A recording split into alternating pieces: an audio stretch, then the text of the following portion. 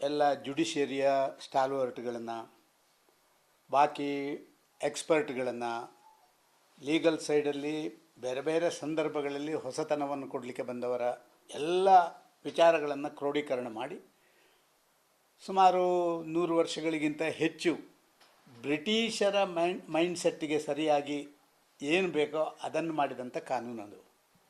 ಆದರೆ ಇವತ್ತು ಭಾರತ ದೇಶ ಭಾರಿ ದೊಡ್ಡ ರಿಫಾರ್ಮ್ಸ್ ಆಗಿದೆ. ಭಾರಿ ದೊಡ್ಡ ರೀತಿಯಲ್ಲಿ ನಮ್ಮ ವ್ಯವಸ್ಥೆಗಳು ಬದಲಾವಣೆ ಆಗಿದೆ. ಜನಸಂಖ್ಯೆ ಅವತ್ತು 30 ಕೋಟಿ ಇದ್ದದ್ದು ಇವತ್ತು 135 ಕೋಟಿಗೆ ಹೋಗಿದೆ. ಇಂಥ ಸಂದರ್ಭಗಳಲ್ಲಿ ನಾವು 4-5 ವಿಚಾರಗಳ ಆಧಾರಿತವಾಗಿ ಇದನ್ನು ಒಂದು ರಿಫಾರ್ಮ್ಸ್ ಮಾಡಬೇಕು ಅಂತ ನಮ್ಮ ಸರ್ಕಾರ ನಿಶ್ಚಯ ಮಾಡಿತು. ಪ್ರಥಮತವಾಗಿ ಒಂದೇನು ಅಂತ ಹೇಳಿದರೆ, ಬದಲಾದಂಥ ವಿದ್ಯಮಾನದಲ್ಲಿ ಏನು ಆ ಒಂದು ಅವರ ಗುಲಾಮರಾಗಿರುವಂಥ ನಮ್ಮ ಮೇಲೆ ಅವರು ಹೇರಿದಂಥ ಕಾನೂನು, ಇದನ್ನು ಬದಲಾವಣೆ ಮಾಡಿ ಸ್ವತಂತ್ರ ನಾಗರಿಕರ ಮೇಲೆ ಏನಾಗಬೇಕೋ ಅದು ಒಂದು. ಎರಡನೇದಾಗಿ ಕೋರ್ಟುಗಳಲ್ಲಿ ಸಿಕ್ಕಾಪಟ್ಟೆ ಪೆಂಡೆನ್ಸಿ ಕೋಟಿಗಟ್ಟಲೆ ಕೇಸುಗಳು ಪೆಂಡೆನ್ಸಿ, ಸ್ಪೀಡಿ ಡಿಸ್ಪೋಸಲ್ ಅದು ಭಾರಿ important. Justice delayed is justice denied ಅಂತ ಹೇಳುವಂಥ ಒಂದು ಇದಿದೆ. ಇದು ಎರಡನೇದು. ಮೂರನೇದಾಗಿ ಇನ್ವೆಸ್ಟಿಗೇಟಿಂಗ್ ಏಜೆನ್ಸಿಗಳು ಒಂದು ರೀತಿಯಲ್ಲಿ ಇದರಲ್ಲಿ ಆಗಾಗ ಹಸ್ತಕ್ಷೇಪ ಮಾಡ್ತಾ ಇರುವಂಥದ್ದು, ಇನ್ವೆಸ್ಟಿಗೇಟಿಂಗ್ ಏಜೆನ್ಸಿಗಳಿಂದಾಗಿ ಭಾರಿ ತೊಂದರೆಗಳಾಗ್ತಾ ಇರುವಂಥದ್ದು, ಅದು ಪೊಲೀಸ್ ಇರ್ಬೋದು, ಬೇರೆ ಬೇರೆ ಎಲ್ಲವೂ ಇರ್ಬೋದು. ಈ ತೊಂದರೆಗಳನ್ನು ನಿವಾರಣೆ ಮಾಡಬೇಕಾದ್ರೆ ಒಂದು ಟ್ರಾನ್ಸ್ಪರೆನ್ಸಿ ಇನ್ ಜುಡಿಷಿಯರಿ ಅಂದರೆ ಲೀಗಲ್ ಸೆಕ್ಷನ್ ಇದು ಇರಬೇಕು ಅಂತ ಹೇಳುವಂಥದ್ದು ಮೂರನೇದು. ಅದಕ್ಕೆ ಟ್ರಾನ್ಸ್ಪರೆನ್ಸಿ ಇವತ್ತು ಎಲ್ಲಿ ಅಂತ ಎವಿಡೆನ್ಸ್ ರೆಕಾರ್ಡ್ ಮಾಡೋದು, ಮತ್ತೊಂದು ಮಾಡೋದು, ಇನ್ವೆಸ್ಟಿಗೇಷನ್ ಮಾಡೋದು ಎಲ್ಲವನ್ನು ರೆಕಾರ್ಡ್ ಮಾಡಬೇಕು ಅಂತಂದರೆ ಕಂಪಲ್ಸರಿ ಆಗಿರುವಂಥದ್ದು. ನಾಲ್ಕನೇದಾಗಿ ಯಾವುದು ಈ 12 ವರ್ಷಕ್ಕಿಂತ ಕೆಳಗಿರುವಂಥ ನಮ್ಮ ಮಕ್ಕಳ ಮೇಲೆ ನಡೆಯುತ್ತಾ ಇರುವಂಥ ಬೇರೆ ಬೇರೆ ದೌರ್ಜನ್ಯಗಳು, ಕ್ರಿಮಿನಲ್ಗಳು, ಅದಕ್ಕೆ ವಿಶೇಷವಾದಂಥ ಆದ್ಯತೆ. ಯಾಕಂತೇಳಿ ಇವತ್ತು ಭಾರಿ ದೊಡ್ಡ ರೀತಿಯಲ್ಲಿ ಜನಸಂಖ್ಯೆ ಹೆಚ್ಚಾಗ್ತಾ ಇರುವಂಥ ಸಂದರ್ಭದಲ್ಲಿ ಅದು ನಡೀತಾ ಇರುವಂಥದ್ದು. ಅದಕ್ಕೆ ವಿಶೇಷ ಮೆರಿಟಲ್ ಲಾ, ನಮ್ಮ ಮದುವೆ ಸಂಬಂಧಕ್ಕೆ ಭಾರತದಲ್ಲಿ ಗಂಡ ಹೆಂಡರಿಗೆ ಒಂದು ವಿಶೇಷವಾದಂಥ ಸಂಬಂಧಗಳು ಮತ್ತೊಂದು ಇರುವಂಥದ್ದಿದೆ. ಆ ಒಂದು ವ್ಯವಸ್ಥೆಗಳನ್ನು ನಾವು ಫಾರಿನ್ ಕಂಟ್ರಿಗಳ ವ್ಯವಸ್ಥೆಗೆ ಜೋಡಣೆ ಮಾಡಲಿಕ್ಕೆ ಆಗೋದಿಲ್ಲ. ಇದಕ್ಕೆ ಬೇಕಾಗಿ ನಾಲ್ಕನೇದು. ಐದನೇದಾಗಿ ಟೋಟಲ್ ಜುಡಿಷಿಯರಿಯಲ್ಲಿ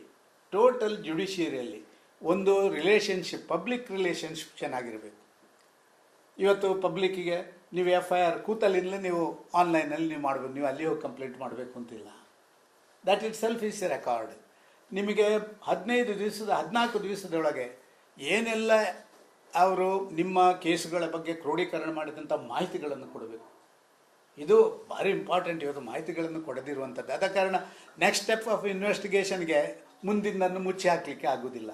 ಇಂತಹ ಒಂದು ರೀತಿಯಲ್ಲಿ ಇವತ್ತು ಸಾರ್ವಜನಿಕರಿಗೆ ಬೇಕಾದಂಥ ಒಂದು ಅನ್ಯಾಯವಾಗಿ ಯಾರ ಮೇಲಾದರೂ ಸುಮ್ಮನೆ ಕೇಸುಗಳನ್ನು ದಾಖಲಿಸಿದರೆ ಅಂಥವನಿಗೆ ಆಗಬಾರ್ದು.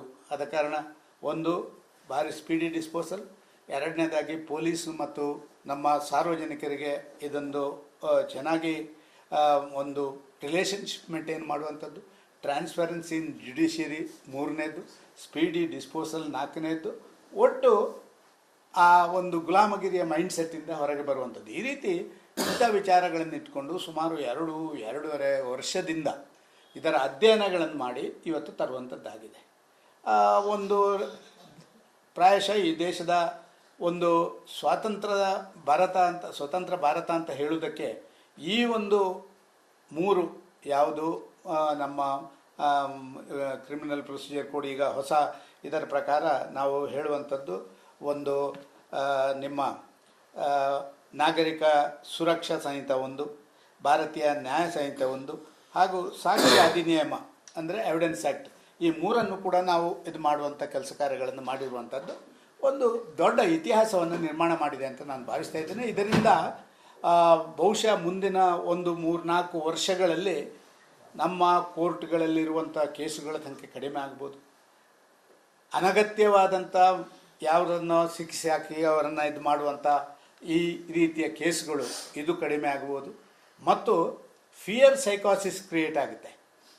ಇವತ್ತು ನಿಮ್ಮ ಪೆನಲ್ ಕ್ಲಾಸ್ಗಳು ಭಾರಿ ಸೀರಿಯಸ್ ಆಗಿರುವಂಥ ಪೆನಲ್ ಕ್ಲಾಸ್ಗಳನ್ನು ಇದರಲ್ಲಿ ಇಂಡಕ್ಟ್ ಮಾಡಿದಂಥ ಹಿನ್ನೆಲೆಯಲ್ಲಿ ಜನಗಳು ಕೂಡ ಒಂದು ರೀತಿಯಲ್ಲಿ